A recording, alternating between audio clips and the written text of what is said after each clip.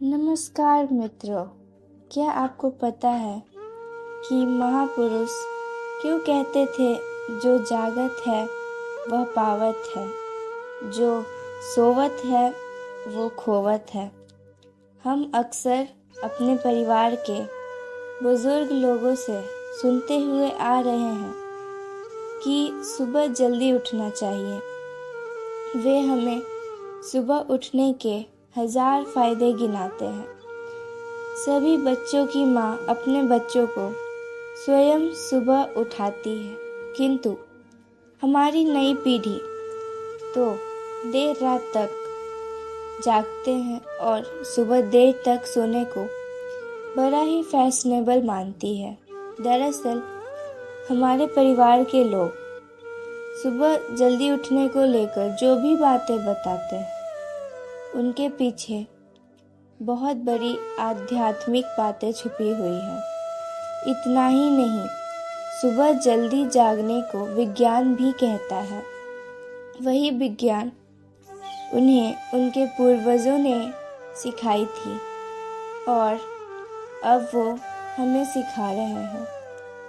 सुबह के समय का जो मुहूर्त होता है उसे ब्रह्म मुहूर्त के नाम से जाना जाता है और इस समय हमारा दिमाग प्रकृति के वातावरण और जो सुबह ब्रह्म मुहूर्त में उठता है उस व्यक्ति के साथ सब कुछ बहुत ही सकारात्मक रूप से क्रियान्वित होता है।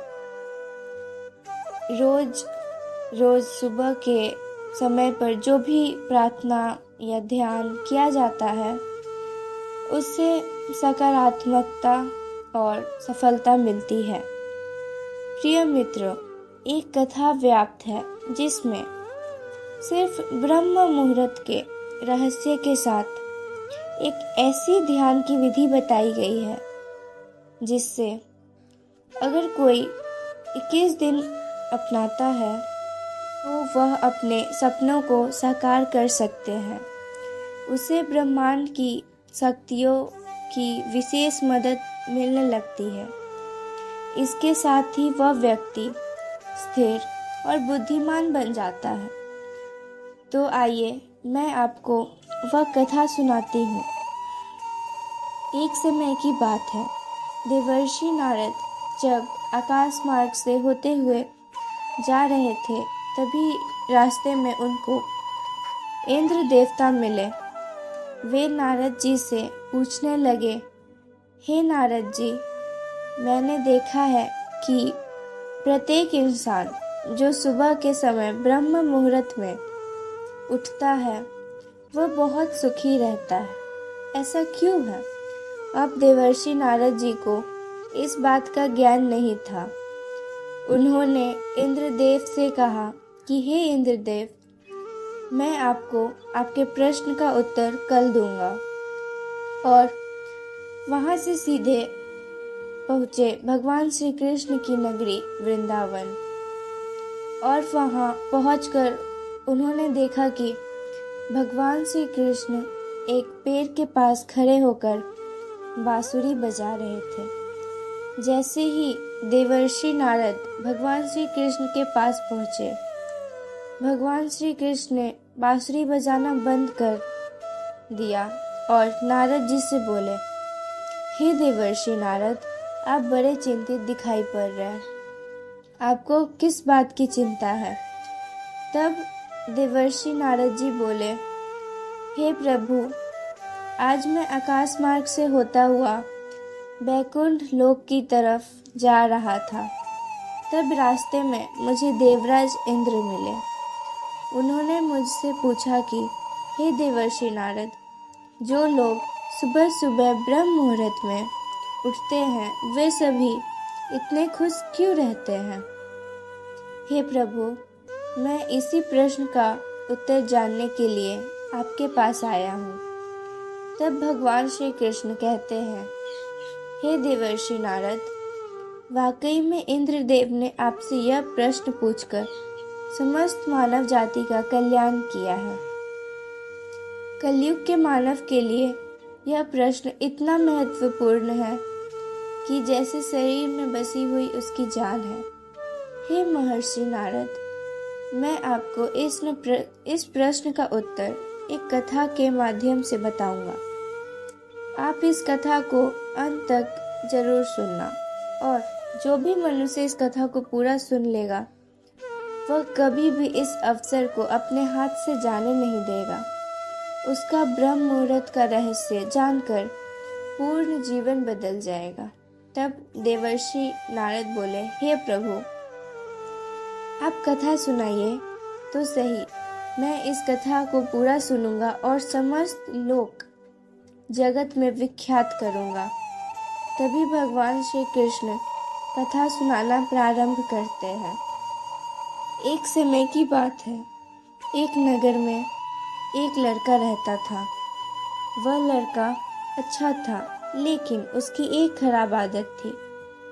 वह देर रात तक सोता रहता। सुबह उसे जगाने के लिए लाखों प्रयास किए जाते थे, किंतु सबने हार मान ली थी। वह लड़का कभी 9 बजे से पहले नहीं उठता था। जब वह बालक था तब परिवार के लोग ने सोचा कि जब यह बड़ा हो जाएगा तो इसकी आदत में सुधार हो जाएगा। किंतु जैसे जैसे बड़ा होता गया उसकी यह आदत और भी ज़्यादा गहरी होती चली गई। दुनिया इधर से उधर हो सकती थी, लेकिन वह लड़का कभी जल्दी नहीं उठ पाता था। उसके पिता उसकी इस आदत से बहुत ज़्यादा परेशान रहने लगे थे। उस लड़के को ढेरों नकारात्मक शक्तियों ने घेर लिया था। वह सभी को पलटकर जवाब देता था, दिन भर उदास रहता था। इसका असर उसके स्वास्थ्य पर भी पड़ रहा था। जब उस लड़के को यह पता लगा कि उसके सारे मित्र सफलता को प्राप्त कर रहे हैं और कर चुके हैं, तब वह और भी ज़्यादा दुखी हो गया और ईश्वर को कोसने लगा।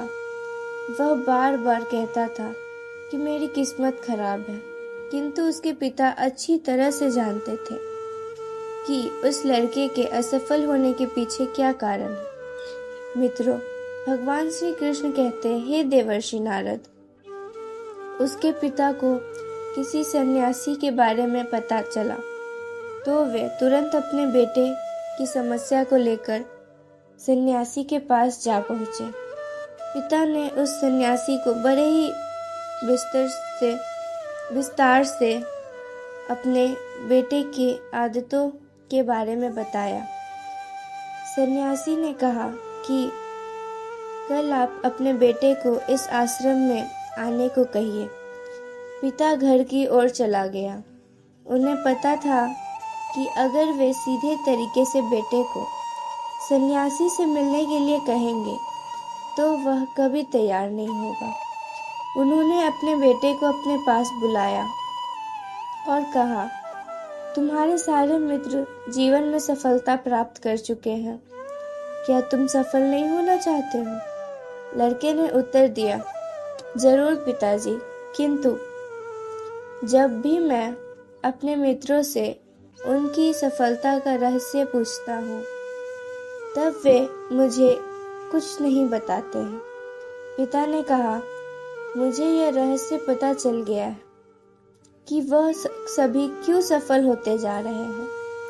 लड़के ने बड़ी उत्सुकता से पूछा, क्या पता चला है? पिताजी, कृपया करके आप मुझे बताइए। पिताजी ने कहा कि कल सुबह तुम्हें एक सन्यासी के आश्रम में जाकर उनसे मिलना होगा। यदि तुम वहां पर समय से पहुंच गए तो वह सन्यासी तुम्हें ऐसा मंत्र बताएंगे जिससे तुम सफल हो जाओगे। किंतु समस्या एक ही है। लड़के ने पूछा, क्या समस्या? पिता ने कहा कि जब तक तुम सोकर उठोगे तब तक सन्यासी से मिलने का समय समाप्त हो जाता है।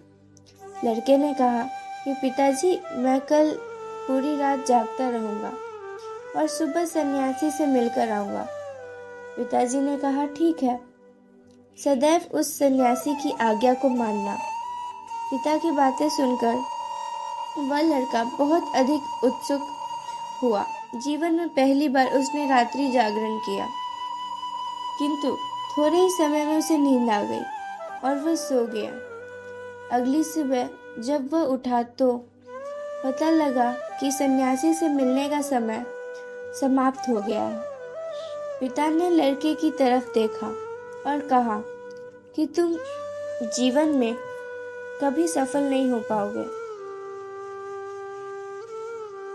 जाओ जाकर सो जाओ। पिता की यह बात सुनकर लड़के को बहुत दुख हुआ। उसने मन ही मन स्वयं को चुनौती दी कि कल सुबह वह सन्यासी से मिलने अवश्य जाएगा। उसने अपने हाथ में एक छोटा सा एक घाव बना लिया। दर्द के कारण उस लड़के को रात भर नींद नहीं आई। ऐसा पहला अवसर था जब उसने अपने जीवन में पहली बार सूर्योदय देखा था। वह तुरंत ही तैयार होकर सन्यासी से मिलने के लिए चला गया। आज उसका अनुभव कुछ अलग था। वह बेहद शांत महसूस कर रहा था। चलते चलते वह लड़का जैसे ही सन्यासी के आश्रम में पहुंचा, वहां पर उसने देखा कि सन्यासी और उनके सभी शिष्य ध्यान लगाकर बैठे हुए हैं। ध्यान का समय समाप्त हुआ। तब लड़का उस सन्यासी के पास पहुंचा और उन्हें प्रणाम करते हुए बोला कि आपके पास कोई ऐसा मंत्र है जिससे मैं सफल हो सकता हूँ? कृपया करके मुझे वह मंत्र बताइए। मैं भी अपने मित्रों के समान सफल होना चाहता हूँ और अच्छा जीवन जीना चाहता हूँ। सन्यासी मुस्कुराए और बोले, अच्छा, तो तुम वही बालक हो। तुम्हारे पिता मुझसे मिलने आए थे और उन्होंने मुझे तुम्हारे विषय में सब कुछ बताया। मैं तुम्हें वह मंत्र अवश्य बता देता, किंतु अब लड़के ने जैसे ही किंतु सुना, लड़का घबरा गया। उसने पूछा, किंतु क्या गुरुदेव? सन्यासी बोले, मैं तुम्हें वह मंत्र बताऊंगा, किंतु अगले 21 दिनों तक तुम्हें मेरी आज्ञा माननी होगी। मैं तुम्हें वह मंत्र 21 दिनों के बाद बताऊंगा। तब तक मैं तुमसे जो भी कार्य कहूँगा तुम्हें वह करना होगा। यदि तुम असफल हुए या कार्य के बीच से तुम्हारा संकल्प टूट गया, तब उस मंत्र का असर नहीं होगा। दृढ़ निश्चय के साथ उस लड़के ने कहा, हे गुरुदेव, मुझे आपकी सारी आज्ञा स्वीकार है। अगले 21 दिनों के लिए मैं आपका दास हूँ। आप जो भी कहेंगे मैं वही करूँगा। मुझे केवल और केवल उस मंत्र के बारे में जानना है।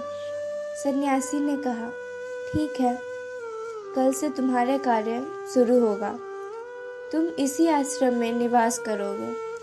वह लड़का आश्रम में रहने के लिए तैयार हो गया। सन्यासी ने कहा कि यहाँ रहते हुए तुम्हें ब्रह्म मुहूर्त में उठना होगा और दूसरे शिष्यों की तरह ध्यान और तप करना होगा। साथ ही तुम्हें आश्रम के कार्यों में भी सहायता करनी होगी। ध्यान रहे, यह संकल्प टूटना नहीं चाहिए। अब लड़का सन्यासी की बातों से सहमत हो गया। अगले दिन से उसके कार्य के दिन शुरुआत थी। इस बार लड़के ने इतना दृढ़ निश्चय किया था, किंतु 1 सप्ताह बीतने के पश्चात ही उसका संकल्प टूट गया और 8वें दिन देर तक सोता रहा। जब वह जागा तो उसने कहा कि मुझसे कितनी बड़ी भूल हो गई है। वह रोते हुए सन्यासी के पास पहुंचा और बोला, गुरुदेव जी, मेरा संकल्प टूट गया। अब मैं अपने जीवन में कभी सफल नहीं हो पाऊंगा। सन्यासी ने उसे समझाते हुए कहा कि एक बार फिर से शुरुआत करो, फिर से संकल्प करो। लड़के ने सन्यासी से प्रश्न किया कि सुबह उठना इतना आवश्यक क्यों होता है और यहाँ पर सभी लोग इतना जल्दी कैसे उठ जाते हैं। तब सन्यासी ने लड़के को समझाते हुए कहा, सुबह यानी ब्रह्म मुहूर्त में उठने के पीछे बहुत बड़ा विज्ञान छुपा हुआ है। लड़के ने कहा कि कृपया करके मुझे यह विज्ञान बताने की कृपा करें। सन्यासी ने कहा कि रात्रि को 4 पहर में बांटा गया है। पहला रुद्रकाल, जिसका समय शाम 6 बजे से लेकर 9 बजे तक होता है।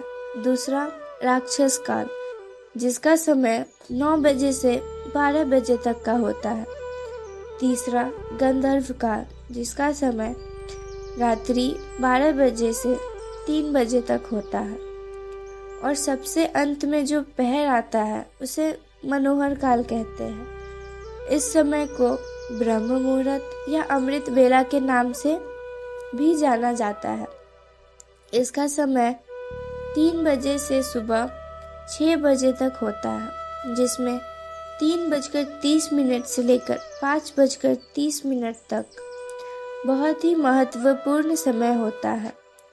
यह वह समय होता है जब पूरे संसार की नकारात्मक शक्तियाँ निष्क्रिय अवस्था में होती है और सकारात्मक शक्तियाँ सक्रिय होती है। ब्रह्म अर्थात देव मुहूर्त, अर्थात ब्रह्म मुहूर्त का अर्थ देवों का समय होता है। सन्यासी आगे कहते हैं, इस समय सभी देव धरती पर विचरण कर रहे होते हैं और जागृत मनुष्य पर उनका बड़ा ही सकारात्मक प्रभाव पड़ता है। ब्रह्म मुहूर्त ऐसा समय होता है जिसमें मनुष्य का मस्तिष्क बिल्कुल खाली होता है। इसमें किसी प्रकार की कोई विचार नहीं होते हैं और जब इस समय व्यक्ति अपनी पुस्तक खोलकर पाठ का अध्ययन करते हैं तो उन्हें सब कुछ जल्दी जल्दी याद भी होता है और यह लंबे समय तक याद भी रहता है। ब्रह्म मुहूर्त ऐसा समय है जिसमें हम ध्यान को समझने का प्रयास करते हैं। इस कारण आश्रम के सभी शिष्य और संसार में बहुत से ज्ञानी लोग ब्रह्म मुहूर्त में ही उठ जाते हैं। प्राचीन काल में रोशनी का कोई स्रोत न होने के कारण लोग अपने दिन का समापन सूर्यास्त के साथ और आरंभ सूर्योदय के साथ करते हैं। यह एक तरीका है जिससे मानव जीवन प्रकृति के साथ तालमेल बनाकर चलता है। उस लड़के ने कहा, ठीक है गुरुदेव, मैं कल से अपना संकल्प फिर से शुरू करता हूँ, किंतु ब्रह्म मुहूर्त में उठकर मुझे क्या क्या करना चाहिए। तब उस सन्यासी ने कहा, मैं तुम्हें बताता हूँ कि ब्रह्म मुहूर्त में क्या और कैसे करना चाहिए। सबसे पहले उठकर धरती पर पाँव रखने से पहले धरती माता को प्रणाम करना चाहिए। सन्यासी आगे कहते हैं, अपनी हथेलियों की ओर देखो और ईश्वर को धन्यवाद दो कि उन्होंने तुम्हें आज सूर्योदय देखने का अवसर दिया। इसके बाद नित्य कर्म और स्नान करने से शरीर ही नहीं बल्कि मन की शुद्धता भी बढ़ती है। स्नान करने के पश्चात ध्यान की प्रक्रिया होती है। ब्रह्म मुहूर्त की ध्यान प्रक्रिया की अवधि 21 दिन तक होती है। इस विधि का उपयोग तब किया जाता है जब आप अपनी कोई मनोकामना की पूर्ति चाहते हो। यह ऐसा समय होता है जब व्यक्ति अपने आज्ञा चक्र को सक्रिय करने पर काम करते हैं। सन्यासी आगे कहते हैं, आज्ञा चक्र दोनों भावों के बीच होता है। यह संकल्प का स्थान भी कहा जाता है। अगर इस चक्र पर केंद्रित किया जाए और अपनी मनोकामना को बार बार दोहराया जाए तो मात्र 21 दिनों के भीतर वह पूर्ण हो जाती है। अगर आपके मन में कोई अधूरी मनोकामना है और आप उसे पूरी करना चाहते हैं, तब सबसे पहले उस मनोकामना का स्पष्टीकरण कर लें। आपको क्या चाहिए यह निर्णय अवश्य कर ले। इसके बाद ध्यान की विधि को शुरू करें। ब्रह्म मुहूर्त में स्नान के बाद एक ऐसा स्थान छुएं जहाँ पर वायु का प्रवेश हो। ध्यान में शुद्ध वायु का होना आवश्यक होता है। ज्ञान की मुद्रा में रीढ़ की हड्डी सीधी होनी चाहिए, साथ ही गर्दन भी सीधी होनी चाहिए।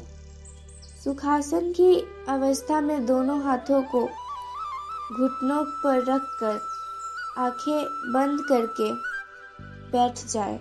अपनी मुट्ठी को बंद कर ले और 2-3 मिनट तक बिल्कुल शांत हो जाए। जब आपका शरीर स्थिर हो जाएगा और श्वास भी शांत हो जाएगी, तब उसके बाद अपना सारा ध्यान आज्ञा चक्र पर लगाए। इस दौरान लंबी गहरी सांस लें और सांस को रोक कर रखें। इस समय आप अपनी इच्छा को मन ही मन दोहराएं। अपने मन की आँखों से इष्ट देव और देवी देवताओं गुरुओं का चिंतन करें। सन्यासी ने कहा, जब सांस को रोकना कठिन हो जाए तब धीरे धीरे सांस को बाहर की ओर छोड़ें। सांसों को नाक से भरें और मुख से छोड़ें। इस प्रक्रिया को 3 से 4 बार प्रतिदिन दोहराना है।